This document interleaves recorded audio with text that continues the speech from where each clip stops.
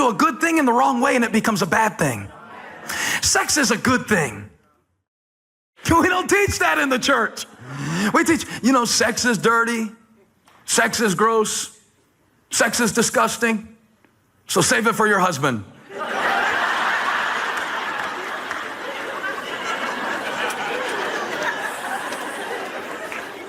But the passion is pure. However, the passion needs parameters if it is to serve the correct purpose. And what's gotten a lot of us in trouble in our lives is we had a good passion, but no parameters. So rather than building purpose, it destroyed purpose. And that's what happened to Moses. He had the right passion, but he put it in the wrong place and acted on it in the wrong way. Right passion, wrong expression. Look, bring me my sermon illustration. So I was just thinking of a way that I could show you this, a simple way to show you this.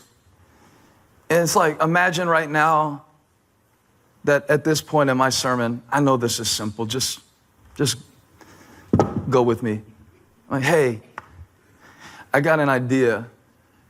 Let's build a fire on the stage.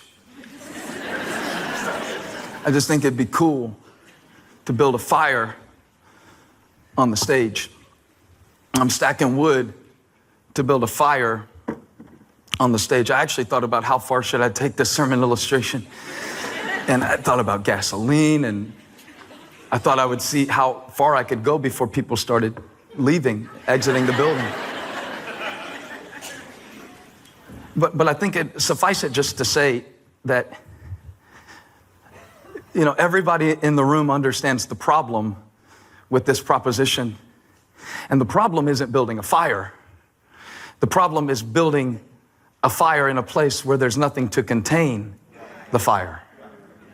It's fine if you want to build a fire, but building a fire without any parameters would be to unleash. See, the same substance that warms your home when it's in a fireplace is the same substance that burns a forest in Colorado in the summer. The difference is whether it's contained. And when you release passions that were intended for marriage outside of marriage, you're building a fire with nothing to contain it. And God says the fire is a good thing. Fire purifies. Fire brings warmth. Fire is a source of life. There's nothing wrong with fire. But if you build the fire in the wrong place, if you put the passion in the wrong place, it will burn your home to the ground. It's a misplaced passion. It's a good thing in a bad place. And I wonder how many of you would have avoided some serious pain in your life if somebody would have showed you, before you build a fire, you need somewhere to put it. And the only human relationship that can sustain this force of passion is a covenant relationship called marriage. And if you go building fires in other relationships that aren't built to contain the power of passion, it's gonna spread to places you don't intend for it to spread, and it's gonna destroy things that God gave you as a gift. And so Paul is not saying put the fire out. He's saying find the right place to build the fire. Make sure you have the right place for the passion, or you'll get burned. And I'm seeing so many people and so many families get burned because they were trying to get warm. Because it's cold out there, and because I need relationship, and because I need somebody. So I think I'll stand up next to this fire. I did a word study this week. I studied the word intimacy, which is what we're all truly longing for. That's really what we all want. That's what all of our sexual expression, emotional expression is about. We want intimacy.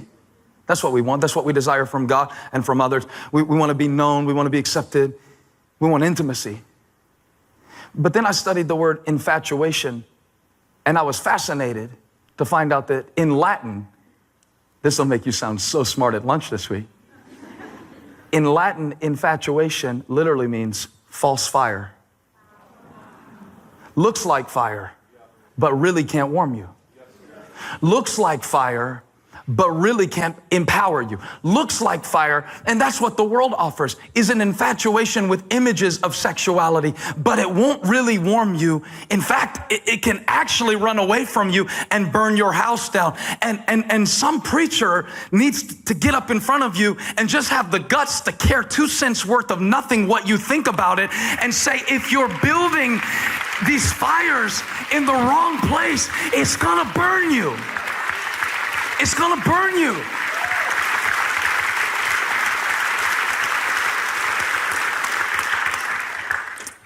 So it's mismanaged passions. Passion is pure. The enemy wants to pervert it and use what God wanted to use to develop intimacy in your life to destroy your capacity for intimacy, so that he gets a boy looking at pornography at age 10 so he can begin to rewire his brain and his standard of beauty, so that when he's having sex with his wife one day, he won't be able to do it without conjuring up images that he saw before he even knew what was developing in his life and in his heart, because a fire got built, but there was nothing to contain it.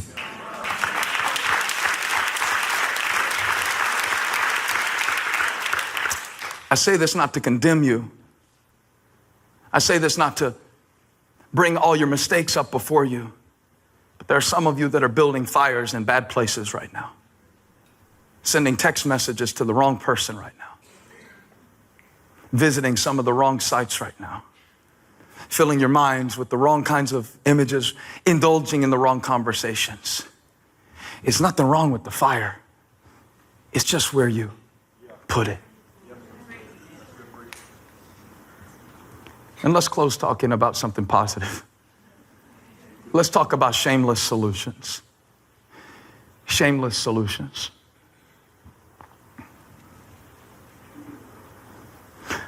So when me and Holly were building our home last year, there were all these selections that you have to make. And for the most part, I never got involved. But she would bring certain things to me that she thought I might want to weigh in on. And one of them was what kind of fireplace we would have in the house. I love sitting by a fireplace. I don't know why.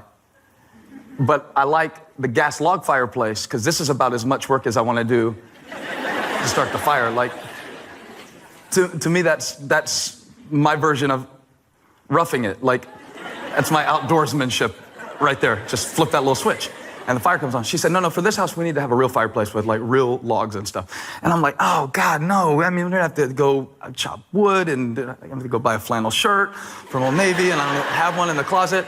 And she's like, no, it'll be great. It'll be a gas start fireplace, but it'll have real wood. And so I'm thinking like, I trust you, whatever. And she said, trust me, you'll love it. I said, go ahead, we can do it. And, but nobody showed me how to use it. So the first time I went to go build a fire in the gas start fireplace, which let me see, I'm gonna give you the technical explanation for this. There's a little thingy that you put in the hole on, there's a thing on the side of the fireplace, and you turn that on, and then it opens the gas valves. And so then you can light the fire. At least that's what I thought you were supposed to do, is turn on the gas and then light the fire in the fireplace. So I was so excited to have our first fire of the year last year. And so I turned on the gas to give it plenty of time. Like, if you're turning on your car in the cold, so you give it some time to warm up, right? And so I went to go get my kids because I wanted them to see the first fire. And I bring them in because it's like getting close to Christmas time and their stockings up, and I thought this was going to be a picture perfect scene. And so I go and get a drink and get the kids, and I gather them around, and I went and got the wood, not the wood that I chopped, but the wood that the man who sold the wood to me on the side of the road chopped at some point. And I took that wood and I stacked it up high because I wanted it to be a good fire. I wanted to make sure our first fire was a good fire. And now I figure we're warmed up. And so what happened when I put the match in, so like now, when I give an invitation for people to receive Christ, I give it with so much more passion because I feel like I have seen what hell is going to be like. Because when the flames came out, it was traumatic. It was traumatic for Graham. Graham was crying. I was calling on Jesus Christ. I was calling on Smokey the Bear. I was stopping and dropping and rolling. It was everything. I was checking for eyebrows in the mirror. Lesson learned. Start the fire in the fireplace and then turn on the gas. Not the other way around. The difference between a fire that will warm your house and a fire that will burn off your face has to do with the order in which you turn on the gas and light the flame. And that's what Paul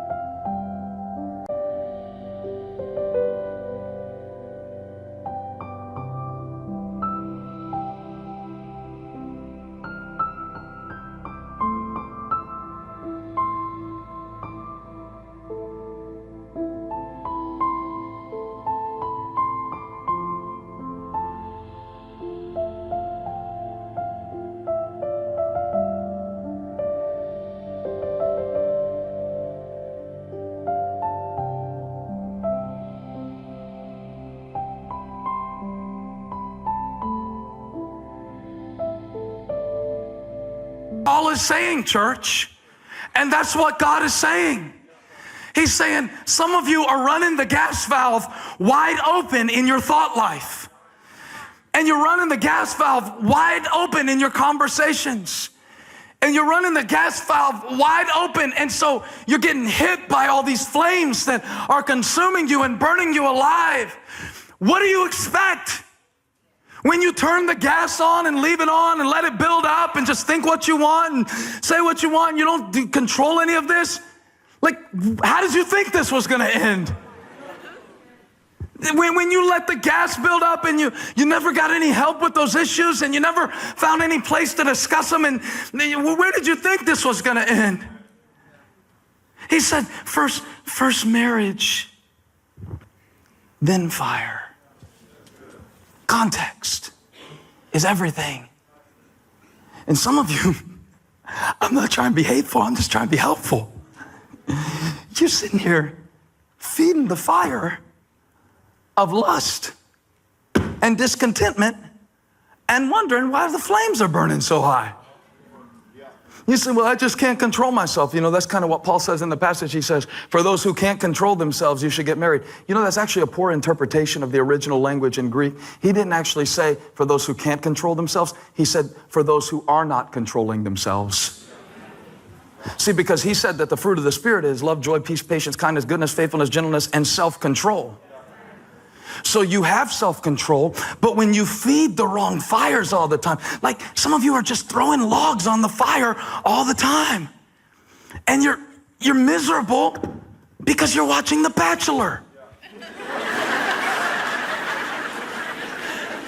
No man will ever be able to live up to your standard because you're watching a guy take girls on dates on a network budget. Your man might drive a Hyundai. It may be a good car, but you're feeding the fire of all of these ideals. Some of you men have gotten your standard of beauty from people who are airbrushed. No wonder your wife can't satisfy you. You're feeding the wrong fire.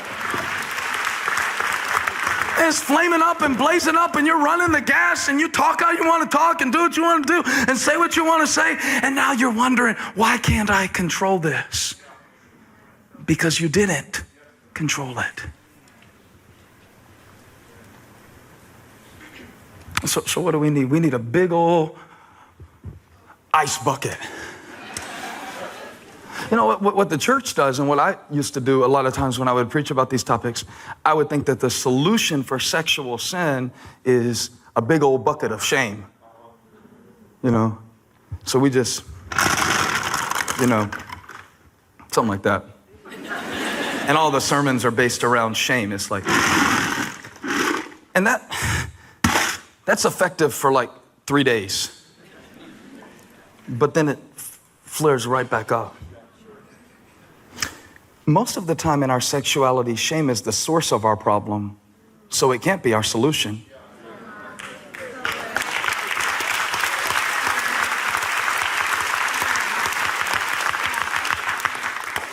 Paul doesn't shame the Corinthian church. He doesn't shame, God doesn't shame you for your struggles, for your passions.